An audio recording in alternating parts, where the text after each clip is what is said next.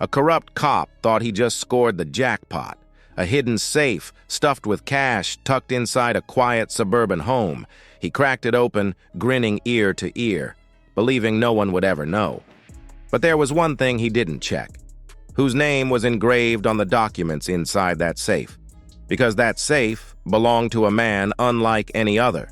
A black U.S. general, one of the most decorated in American history.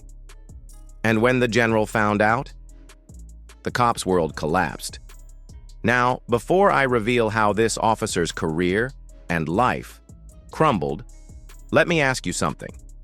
If someone stole from you, and you had the power of the U.S. military behind you, how far would you go?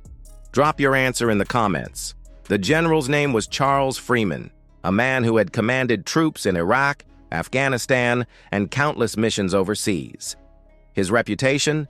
Ruthless discipline, but unshakable honor.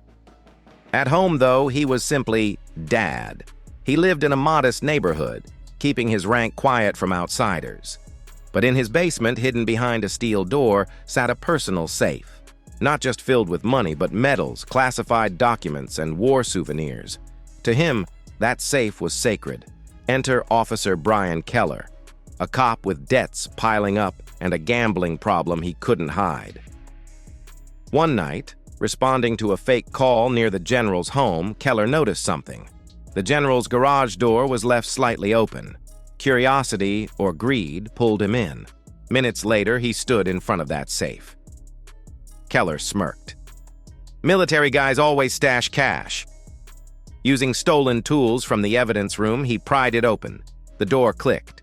Inside, bundles of cash, shining medals, and folders stamped top secret. Keller's eyes lit up. "I'm rich."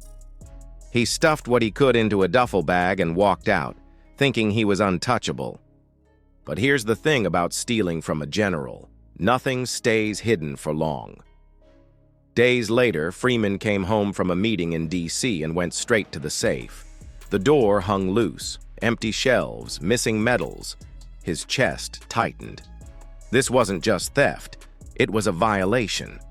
He immediately called in favors, not from the local police, but from military intelligence. Within 24 hours, Keller's life began to unravel. His bank flagged sudden deposits of cash. Surveillance cameras caught his squad car near Freeman's house that night. And worse, fingerprints on classified files tied directly to him. But the general didn't storm into court. He had another plan. One evening, Keller returned home to find his living room dark. Sitting in the corner chair was General Freeman, still, silent, watching. Keller's breath caught. What are you doing here?" The general leaned forward, voice calm but sharp as a blade. "You didn't just steal money. You stole honor. You stole history." Keller stammered. "I'll give it back, Freeman interrupted. "This isn't about giving it back. This is about consequences." And here's where the psychological hammer dropped.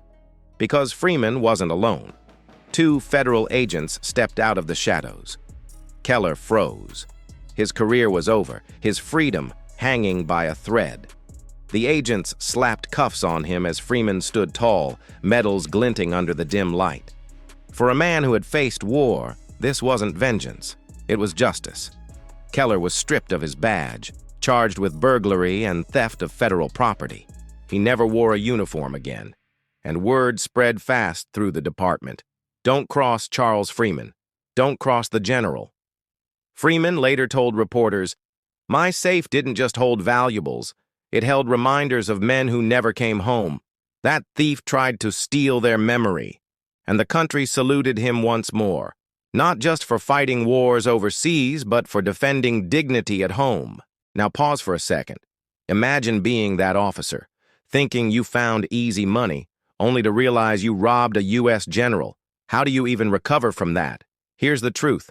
Corruption always looks powerful until it's exposed. And when you pick the wrong target, sometimes the fall is instant. Sometimes it's permanent. So remember this story, because not all heroes wear capes. Some wear stars on their shoulders and keep their medals locked away.